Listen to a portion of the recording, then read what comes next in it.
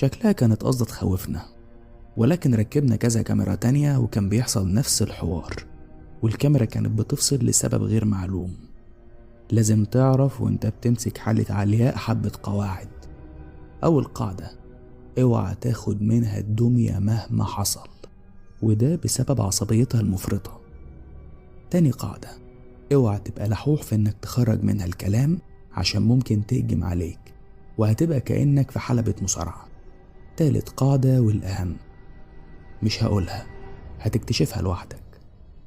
دكتور محمد الدميري، انت طلبت الحالة دي بسبب انك عايز تثبت نفسك. قدامك 6 شهور. لو الحالة ما جبتش فيها اي جديد، للأسف مش هتقدر تكمل معانا في المستشفى. تحياتي. ده كان ملخص السي في مع ورقة ملاحظات رئيس الدور. ما اكدبش عليكوا،